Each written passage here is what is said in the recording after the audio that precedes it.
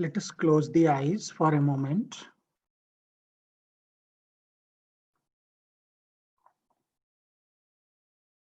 We'll begin with the prayer, remembering God and Masters. Om Sahana Vavatu Sahano Bhunaktu Sahaviryam Karavavahe Tejasvinavadhitamastu Ma Vidvishavahai. Om Shanti Shanti Shanti. May God protect us all. May we enjoy food together. May we meditate and pray together. May we attain wisdom through our study and discussion. May there be no conflict among us. May there be peace within and everywhere. Om. Amen. I bow to God, who is omnipresent. I humbly bow to all the saints and sages of all times and places. I bow to lineage of Kriya Yoga masters, and I bow to all of you. You are the living power of God.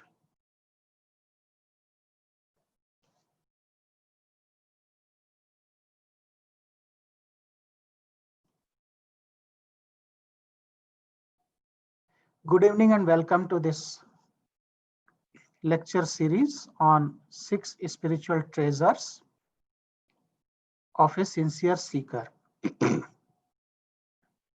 So far we have discussed the 5: Shama, Dama, Uparati and Titiksha.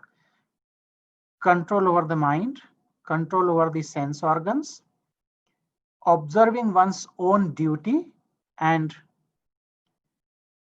Titiksha, forbearance. Today we are going to begin our discussion on the 5th quality of a seeker, Shraddha. Adi Shankara is further explaining what is Shraddha. So he himself is asking the question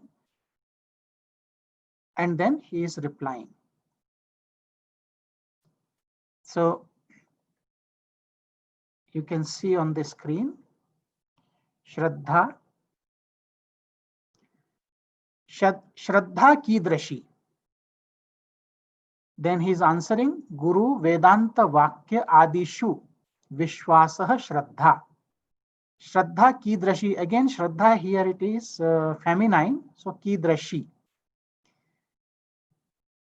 What is the nature of Shraddha, or what is the nature of faith?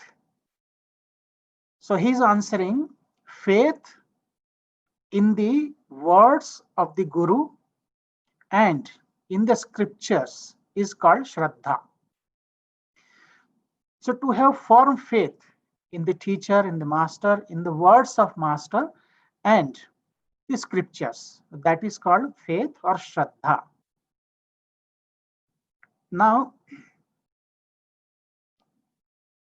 Shraddha is Sanskrit word. Remember, the Guru will not speak something that is not scriptural, nor engage in whimsical teachings. Ordinarily, we say that we have faith in a person, but this is not the meaning of faith here. Here it says, believing in the instructions of the Guru as described in the scriptures. Remember both, to believe in the instructions or words of Guru as described in the scriptures. The scriptures never tell lies. Although they are a book of words, the scriptures are the means of knowledge and they are real guidebooks in our spiritual life. The holy books such as Upanishads, the Bhagavad Gita, the Brahma Sutra, yogic scriptures, the Quran, and the Bible are our guides. And when we do not understand the holy books, then our guides are the teachings of the masters. Hence, a spiritual student should clearly understand the meaning of Shraddha and Vishwasa. Guru, Vedanta, Vakya, Adishu, Vishwasa, Shraddha. So both words are used here, Shraddha and Vishwasa. Now, what is the difference between them? Although they seem to be closer, but there is a difference, and you can see here. Belief, Vishwas is called belief, and Shraddha is the faith. Both are different in Sanskrit. So, to understand more clearly, belief is natural, and belief is common everywhere. We believe in something. We believe in a person. We believe in some scripture. We believe in some place, some teachings. So it is everywhere, it is common that we believe something, and it is natural. But faith is not natural. Faith is in unknown. We don't know, and we can't just have faith in something suddenly. So it is in unknown. The second difference is belief is spontaneous. Belief is spontaneous, but faith comes after knowing, experiencing, and inquiry. Without knowing, without experiencing, without inquiry, we cannot have faith. It is still belief. And because belief is spontaneous, it has no doubt. But when faith comes, before faith, there is always doubt. In belief, you do not doubt. Third difference is, in belief, there is no effort and no proof is required for that. We just believe it. We don't ask for proof. We don't make any effort. We just believe. But in case of faith, faith can be created or developed. And in faith, individual effort is required. It won't come as it is. Fourth difference, belief is with the mind. Remember, belief is with the mind. That's why it is blind. We have many blind beliefs, and then we are in trouble later. But in case of faith, faith is logical and faith is with intellect. And we discussed intellect is this higher mind or superior faculty above the mind, which can discriminate clearly what is right, what is wrong, what is permanent or impermanent. So this is a big difference. Faith is with mind, but faith is with intellect, whereas belief is with the mind, and that's why it can be blind. Again, so faith and belief. Belief stays, but faith has no limit. So faith goes on increasing. That is why this verse ends with Vakya Adishu. When Adi Shankar is telling Guru, Vedanta, Vakya Adishu. So because faith goes on increasing, that's why the sentence ends with Vakya Adishu, means etc. So not only in the belief, in the firm faith, in the words of teacher and the scriptures, but it goes on and on. So that's why etc. In Tulsi Ramayana, there's a beautiful verse, and it is written by Saint Tulsidas. Bhavani Shankarau Vande Shraddha Vishwasa Rupinau Yabhyam Vinana Pashyanti Siddha Antastha Ishwaraha. So you'll find these two words here, Shraddha and Vishwasa, which Adi Shankar is explaining. Bhavani Shankaro Vande Shraddha Vishwasa Rupinau. I offer my salutations to Bhavani. Bhavani is Mother Parvati and Lord Shiva, Shankara. So Mother Parvati represents faith and Lord Shiva here represents belief. And without them, one cannot attain realization. That means we must have belief in something and then we develop faith. Without belief and faith, we cannot attain realization. So both are required. And there's a beautiful story in Ramayana that once Lord Shiva and Parvati, they were roaming in the space from one place to other. They were going to different planes of existence.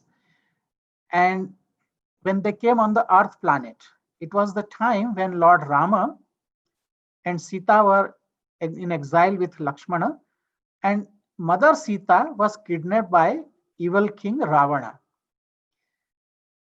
Lord Rama was searching for Mother Sita and he was crying like an ordinary person. He was asking from trees, "Have you seen my wife?"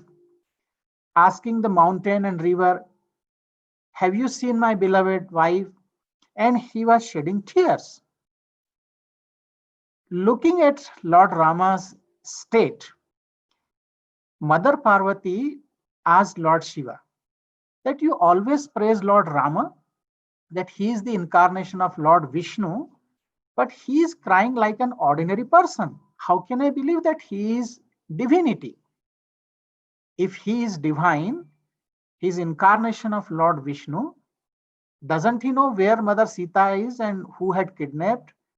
And why he is behaving like an ignorant, ordinary person? And Lord Shiva says, "You will not believe, you will not understand it." She says, "No, no, tell me." Lord Shiva said that just leave as it is, but Mother Parvati had doubt. And remember, where there is doubt, there is trouble. So Mother Parvati doubted divinity. She said, "I want to test whether he is really divine or he is an ordinary human being." So Lord Shiva kept silent. Now Mother Parvati and Lord Shiva, they both went closer to Lord Rama, where he was crying and searching for Mother Sita, his wife. Mother Parvati took the form of Mother Sita and hiding behind a tree, she called Lord Rama, "I am here, my beloved, I am here." And she came out of the tree, from behind the tree. And Lord Rama, looking at her, simply asked, although Mother Parvati is in the form of Sita, but Lord Rama said, "I bow to you, Mother. How come you have come? How come you are here alone? Where is Lord Shiva?" And when she heard, she was really ashamed that despite taking the form of Mother Sita, Lord Rama could recognize her. And then Lord Shiva appeared there and he said, "Look, I had told you that he is divinity. He is just playing his role like an ordinary human being, but he is divine." So Shraddha and Vishwasa, we need both, because Vishwasa, the belief, is beginning and then it is transformed into faith. Both are correlated, but they cannot be completely separate. Shraddha and Vishwasa are needed for realization. It takes time for a person to develop faith. For example, as we get to know a person, we slowly develop faith in him. Belief, on the other hand, is continuous and natural. It is immediate. It doesn't need any proof. So faith comes only after experience, after knowing a little about the person through inquiry. Shraddha or faith is more of a wait and see. This is the approach, wait and see. But where there is belief, there is doubt. But when there is faith, there is no doubt. So if we believe in God, we have no doubt in him. Suppose we have a nose. Is there any doubt about the nose that do I have a nose or not? We have that firm faith. There is no doubt. Vishwas, another meaning of Vishwasa is a state of no breath. means going beyond breath. About this blind belief, I remember a joke. There was a fellow who was stuck on his rooftop in a flood, and he was praying to God for help. Soon, a man in a rowboat came by, and the fellow shouted to the man on the roof, "Jump in, I can save you." The stranded fellow shouted back, "No, it's okay. I am praying to God and He is going to save me." So the rowboat went on. Then a motorboat came by. The fellow in the motorboat shouted, "Jump in, I can save you." To this, the stranded man said, "No thanks. I am praying to God and He is going to save me. I have faith." So the motorboat also went on. Then a helicopter came by, and the pilot shouted down, "Grab this rope and I will lift you to safety." To this, the stranded man again replied, "No thanks, I am praying to God and He is going to save me. I have faith." So the helicopter reluctantly flew away. Soon the water rose above the rooftop and the man drowned. He went to heaven. He finally got his chance to discuss this whole situation with God. At which point he exclaimed, "I had faith in you, but you did not save me, and you let me drown. I don't understand why." To this, God replied, "I sent you a rowboat and a motorboat and a helicopter. What more did you expect? Therefore, our belief must not be blind, but it should be practical." So first believe, practice, then faith is developed, and then realization comes. For that reason, in Bhagavad Gita, it is mentioned, Shraddhavan labhate jnanam. It is in the 4th chapter, 39th verse. Shraddhavan labhate jnanam. Those whose faith is deep and who have practiced controlling their mind and senses attain divine knowledge. So knowledge or realization comes only when we have developed faith, and faith is developed when we have controlled our mind and our senses. In the next verse, Lord Krishna is again telling about faith. 4th chapter, verse number 40. Agyasya shraddadhanascha sanshayatma vinashyati. Meaning is, persons who possess neither faith nor knowledge and who are of a doubting nature suffer a downfall. So never doubt your master, never doubt the technique you are practicing, never doubt the scriptures, never doubt the teachings of the master. If they say something, it is true. Whatever is written in the scripture, it is true. So never doubt. If you doubt, then you will be moving towards your downfall. So always remain, have vishwas, have belief, and then have faith. Shraddhavan labhate jnanam. Only one who has faith can attain knowledge. So faith is the foremost qualification to attain knowledge or realization. Again, about this faith, there is a beautiful verse in Chanakya Niti, which is another scripture. Deve tirthe dvije mantre devagye bheshaje gurau yadrashi bhavana yasya siddhir bhavati tadrashi. In the matters of God, pilgrimage, priest, mantra, fortune teller. Fortune teller means astrologer, medicine, and teacher. So these are the things like God, pilgrimage, priest, mantra, fortune teller, medicine, and teacher. your gain from them is proportional to your faith in them. What does it mean? Yadrashi bhavanar yasya siddhir bhavati tadrashi. As is your faith in them, so will be the result. If your faith is little, the result will be little. If you have firm faith, you will attain complete result which you desire. I remember many years ago, I read this story, I think before coming to the ashram. There was a devotee, and why I'm telling this story, it has a relation to many of us. There was a devotee, and he wanted to find a guru, and he wanted to practice.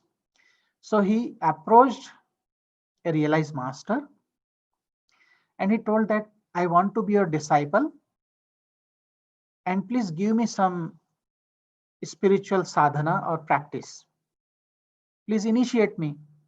So the master told him to practice a mantra. First he initiated him, and he gave a mantra for Lord Vishnu. He said that Lord Vishnu, he gives whatever you desire, he will give you. He protects you and he will give everything, whatever you need. So Lord Vishnu is the sustainer of the creation. He will maintain your life and everything. So he gave the mantra. At the same time, he gave him very small statue of Lord Vishnu.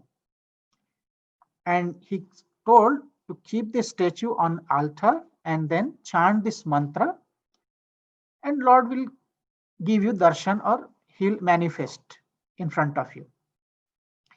So this devotee, making nice altar and every day offering 5 articles like water to wash hand, water to wash feet, then seat, and offering flowers, incense stick, and also offering lamp. So this is called Panchopachara, and some Naivedya, some consecrated food.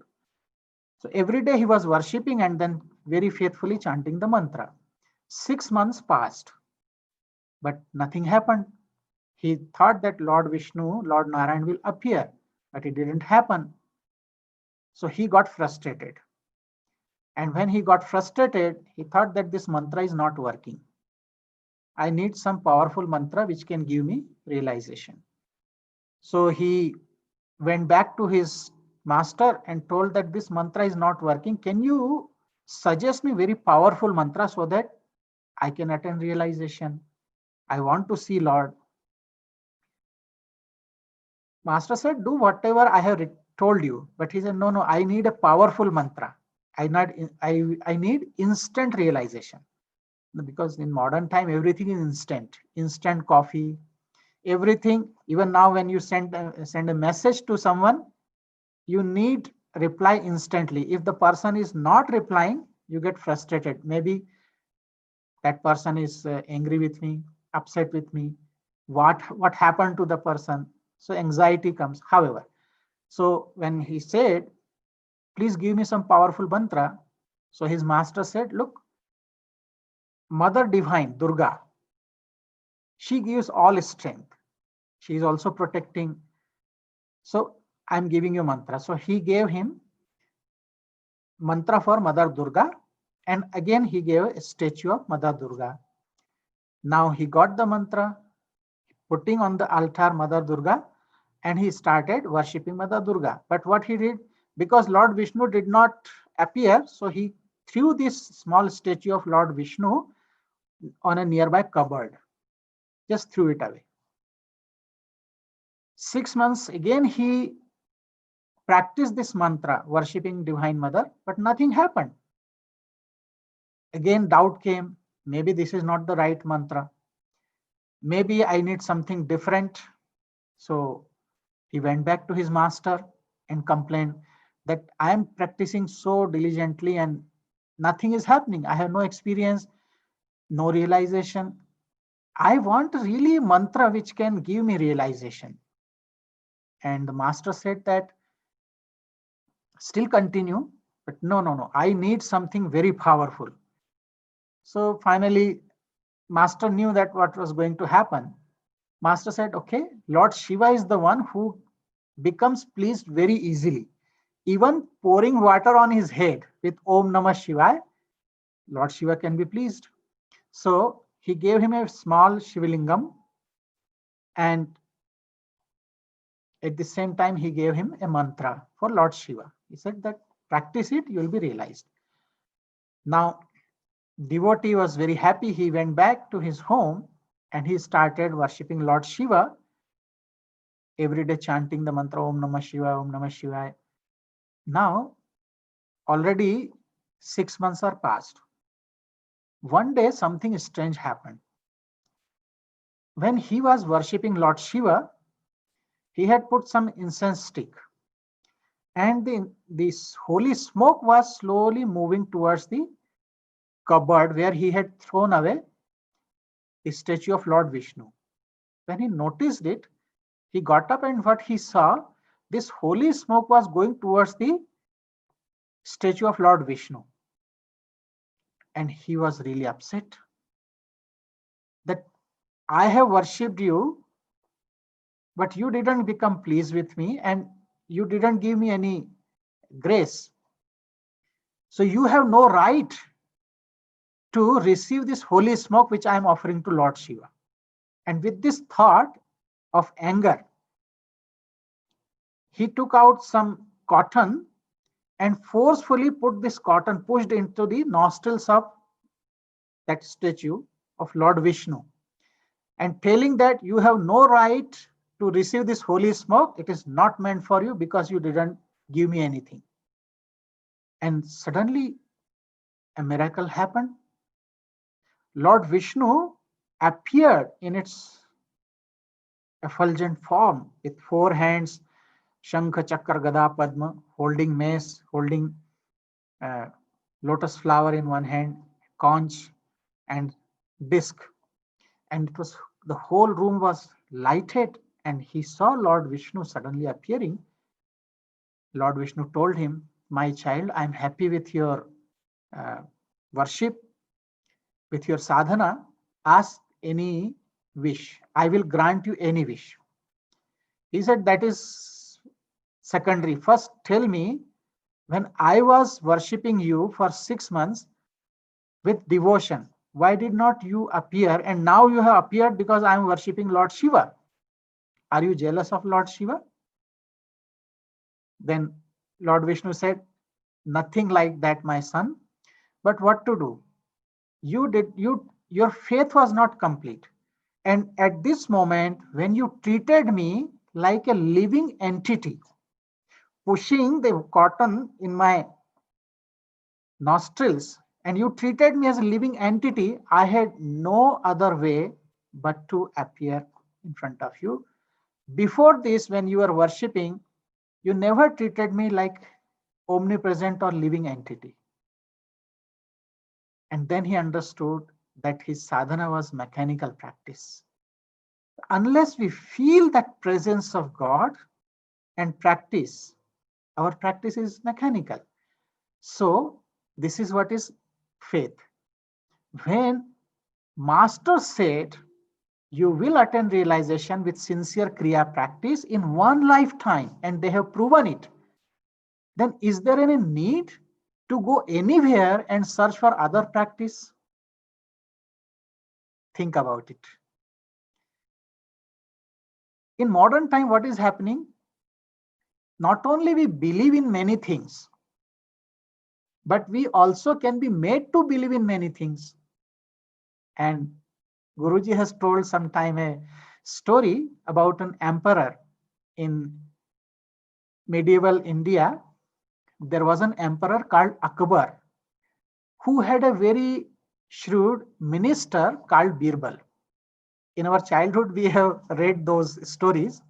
One day, Akbar and Birbal were discussing about belief. And Birbal, the minister, stressed that people not only believe in many things, but actually could be made to believe in anything.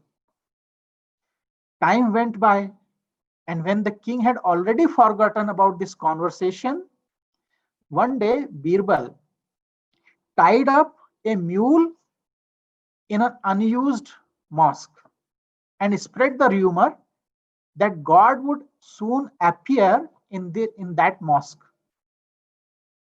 Birbal also added that those who were children of genuine parents would be able to see God, while those who are not the children of true parents, instead of seeing God, they will see a mule.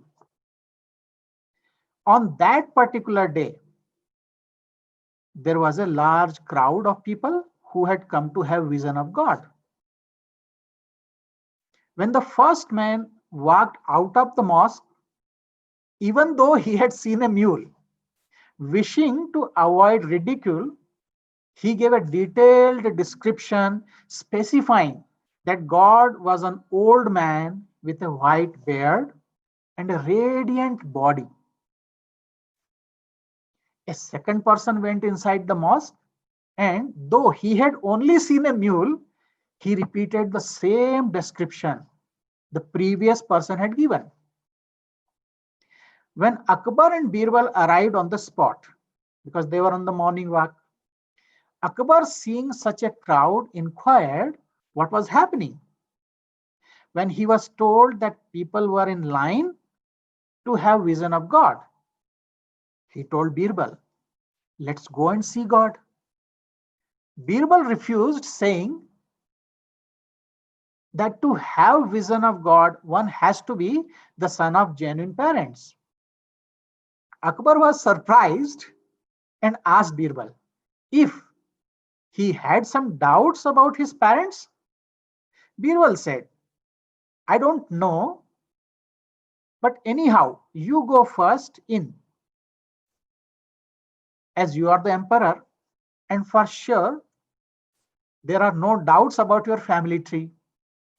Akbar went in first. And though he had seen the mule, he came out asserting that he had seen God and rapidly gave the same description as all the others had given. The Birbal went inside the mosque and came out crying. "I believed that I was a true son of my parents, but now I don't believe it any longer because I saw a mule in the mosque." At this point, Akbar confessed that he had also seen a mule. And this is the way Birbal had made his point on belief, that people not only believe in many things, but they can be made to believe in many things. Have you ever heard about a term, Jonerism? It is a modern term. Why we need to avoid watching too much of breaking news and panel discussions on especially Indian television's news channels? It has a relation to our belief system. If you have heard about this term, journalism, I'll explain you again what is that. This notorious concept of journalism, what is journalism? All about twisting of simple facts to confuse people. In 1997, 14-year-old Nathan Zoner represented his science fair project to his classmates, seeking to ban a highly toxic chemical from its everyday use. The chemical in question, dihydrogen monoxide. You will laugh now. Dihydrogen monoxide. Throughout his presentation, Zoner provided his audience scientifically correct evidence as to why this chemical should be banned. He explained that dihydrogen monoxide, what are the properties he said? Number one, it causes severe burns while it is in gas form. It corrodes and rusts metal. It kills countless amounts of people annually. It is commonly found in tumors, acid rains, etc. It causes excessive urination and blotting if consumed. Zoner also noted that the chemical is able to kill you if you depend on it and then experience an extended withdrawal. If you depend on it and then you suddenly withdraw for extended period of time, it can kill you. He then asked his classmates if they actually wanted to ban dihydrogen monoxide. And so 43 out of 50 children present voted to ban this clearly toxic chemical. They voted yes, it should be banned. 43 out of 50. However, this chemical is not typically considered toxic at all. In fact, dihydrogen monoxide is simply an unconventional name for water, H2O, in chemistry. Nathan Zoner's experiment was not a legitimate attempt to ban water, but instead an experiment to get a representation of how gullible people can really be. Also, all of the points that Zoner used to convey his points were 100% factually correct. He just skewed all of this information in his favor by omitting certain facts. In recognition of his experiment, journalist James K. Glassman coined the term Zonerism to refer to the use of a true fact to lead a scientifically and mathematically ignorant public to a false conclusion. And this occurs a lot more often than you think, especially when politicians, conspiracy theorists, etc., use proven facts to persuade people into believing false claims. The fact that people can mislead and be misled so easily is highly unsettling in modern time. So, the fifth qualification or spiritual treasure is Shraddha, which is to be cultivated. Shraddha means unwavering faith in the sacred scriptures and in moral codes they contain, as well as in the soul and the Guru. Faith is the sign of Shraddha. Gurus are worth worshipping. They show us the path of fulfillment. And what is that path? Shreya Marga. In Kathopanishad, Shreyasya Prayasya, there are two paths. So, path of goodness is the Shreya Marg shown by the Gurus. The scriptures are designed to ensure the peace and prosperity of the world and spiritual perfection of mankind. They have before them this great goal. They show us the way to realization. So one must place faith in such holy scriptures, gurus and elders. The gurus or teachers on their part must instruct people only in the knowledge of the soul that is immanent in all beings. A teacher should not talk about any worldly thing, but should instruct only the scriptures in the scriptural teachings. Sarva Jivatma Aikyam Jnana, in Sanskrit it is said, he who has Shraddha or faith will achieve this knowledge. They must themselves have full faith in it. I'm talking about the teachers, the gurus. First, they must have themselves faith, full faith in it, and live according to that faith without the slightest deviation.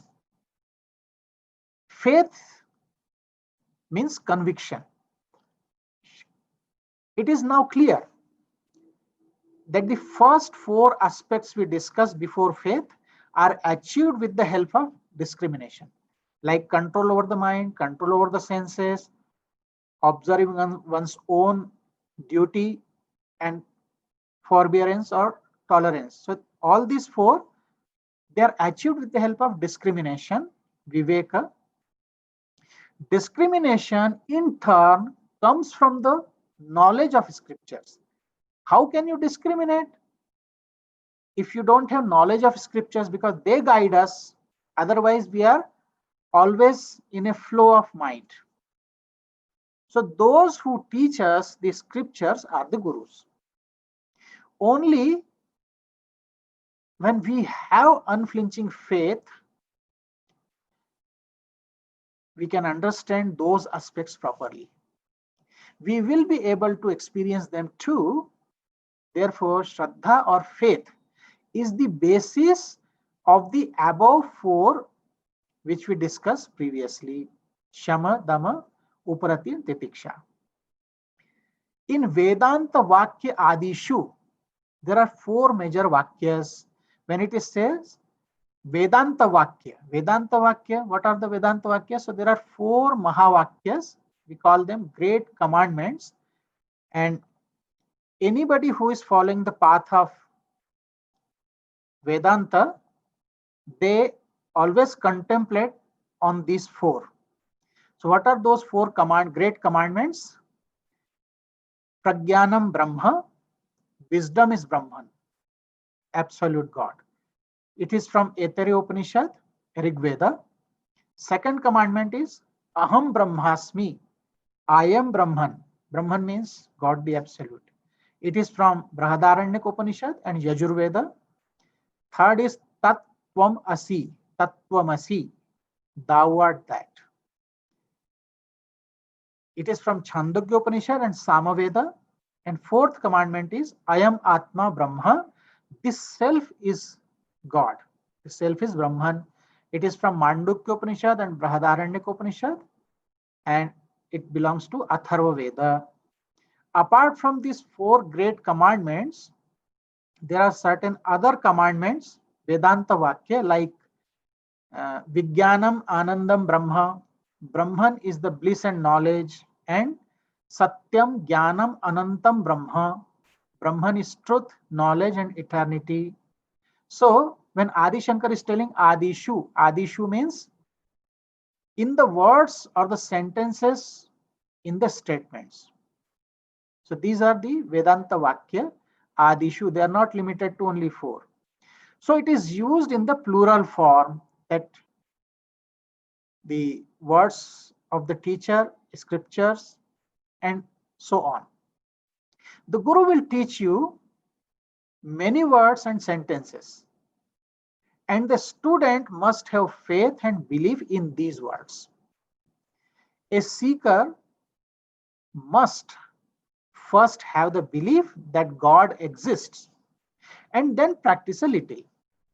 But first you have to believe that God exists, and then you start practicing a little by little. As faith develops over time, a seeker will grow more and more. Then ultimately realization will come.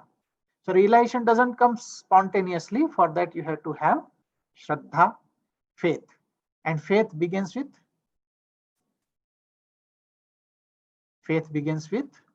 belief. So first believe, then have faith. We'll continue our discussion about faith in our next class. So we'll now take little time for our discussion.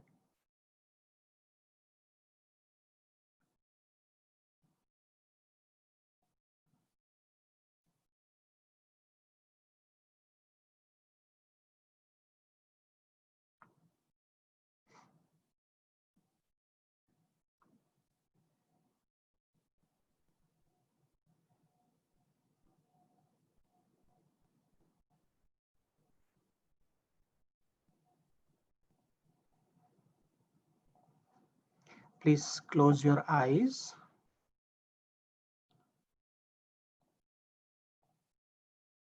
Wherever you are sitting, keep your spine straight.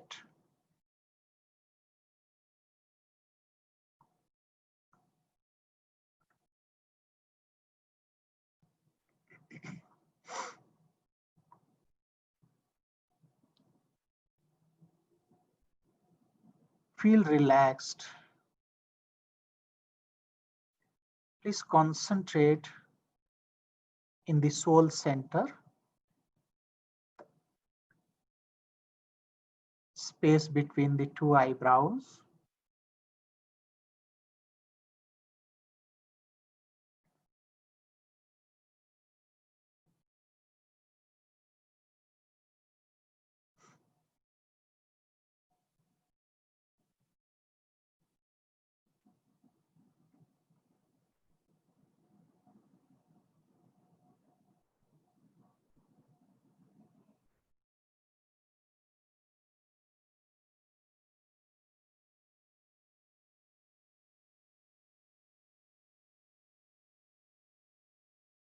Feel the place, space around you.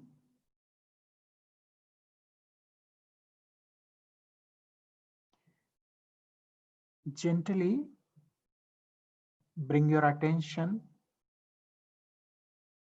to the spine.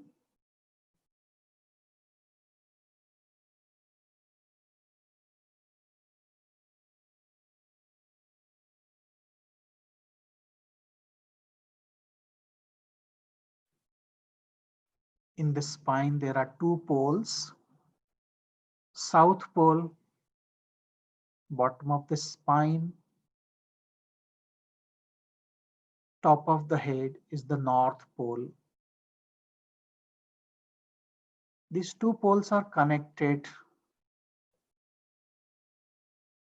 having three pranic channels, Ida, Pingala, and Sushumna.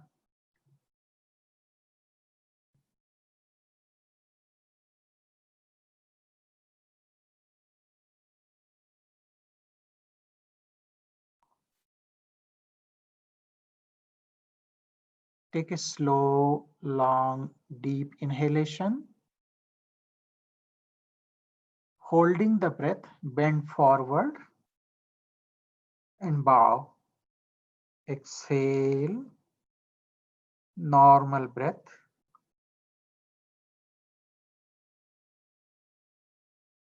Feel that all the energy, pranic energy, moving from bottom to top,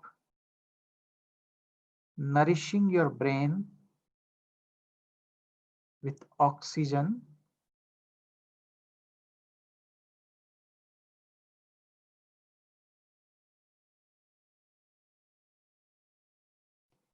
Bowing with love, feeling presence of all pervading God.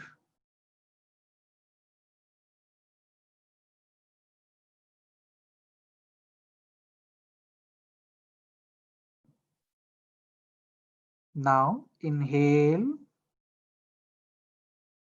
hold the breath, gently sit upright. Exhale, normal breath.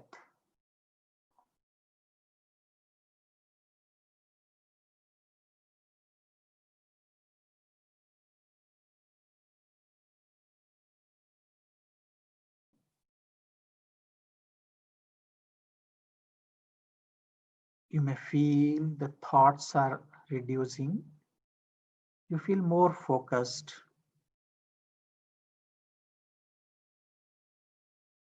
Let us observe the breath so that our breath is more internalized. Remaining in the soul center, just watch each inhalation and exhalation with love.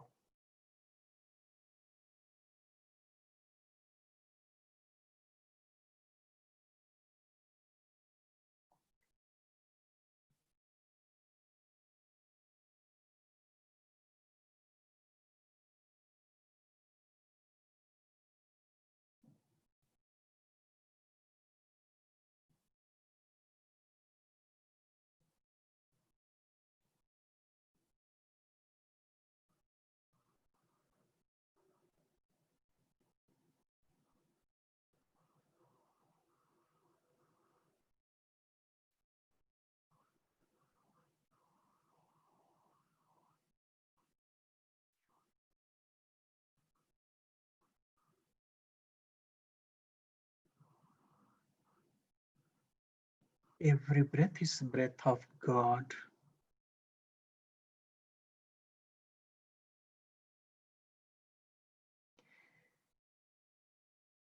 As the breath becomes feeble, you're more relaxed.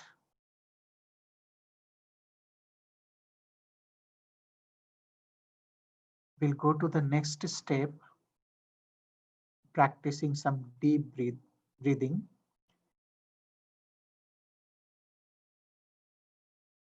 Slow, long, and deeper breath as per your capacity. While inhaling, feel more love within. When you exhale, feel the peace is emanating from bottom to top and top to bottom. Conscious movement of breath.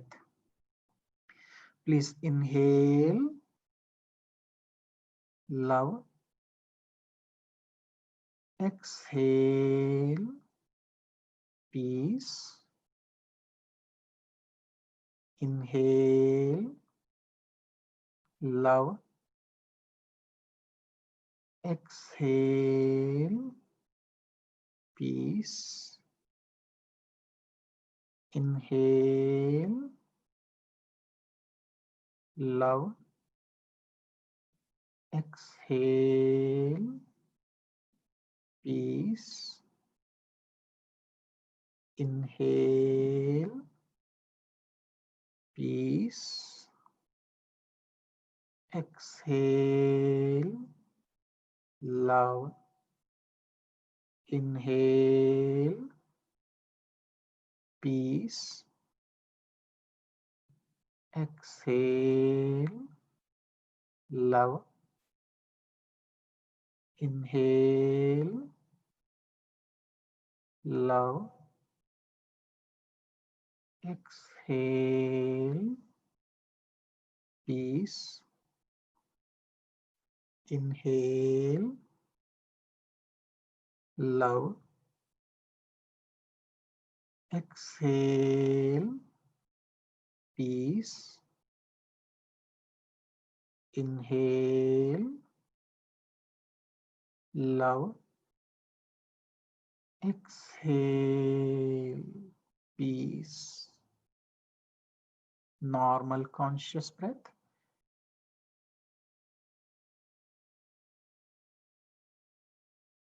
The body is completely still. Breath is feeble and very slow. Mind is tranquil. Just remain inside the cranium, inner space, beyond body, beyond mind. Meditate in silence.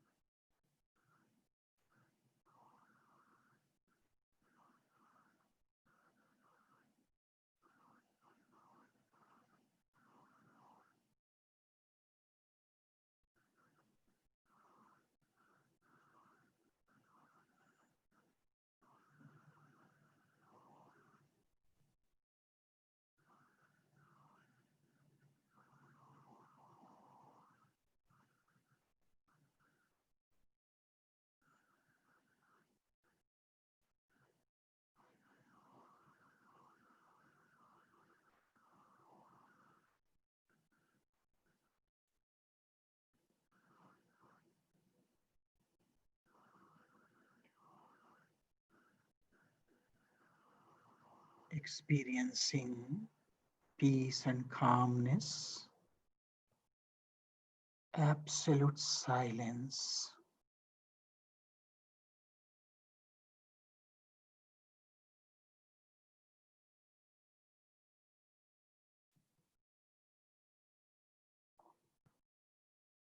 Bring your attention again to the soul center in between the eyebrows.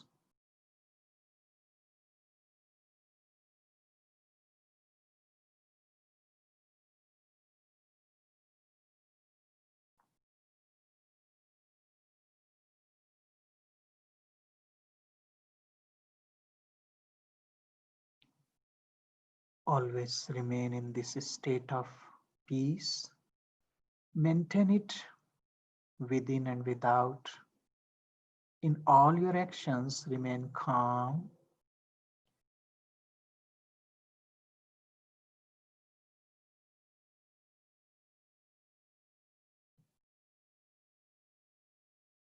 Let us have unwavering faith in our masters, in our teachers, in the words of masters, in the scriptures, in God, so that we can attain realization in this lifetime. Praying for all of you. Om Sarve Bhavantu Sukhinah, Sarve Santu Niramayah, Sarve Bhadrani Pashyantu, Ma Kaschid Dukha Bhag Bhavet. Om Shanti Shanti Shanti. May all become happy and healthy. May everyone be loving, noble, and compassionate. May there be no suffering or sorrow. May there be more love, peace, and harmony among us and in this entire creation. May the blessings of God and Masters be upon us all. Om. Amen.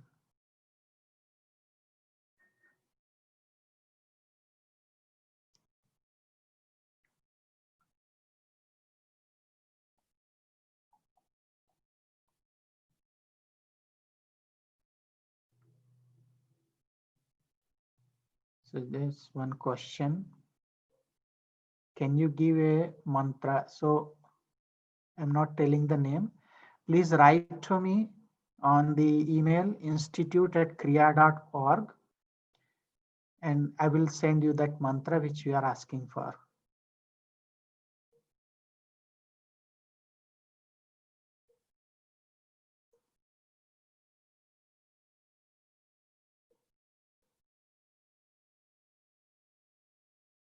So thank you very much and wish you happy holidays.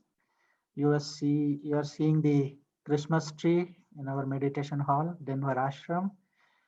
So again, happy holidays and next class, because it is next Thursday is 24th and we all will be celebrating Christmas time. So we will not be available. So the next class will be on 31st. And by that time, meditate nicely while celebrating these happy holidays, celebrating Christmas, New Year. Please follow all the guidelines, maintaining social distance, gather but with all precautions. By the time, thank you very much. See you again. Jai Guru.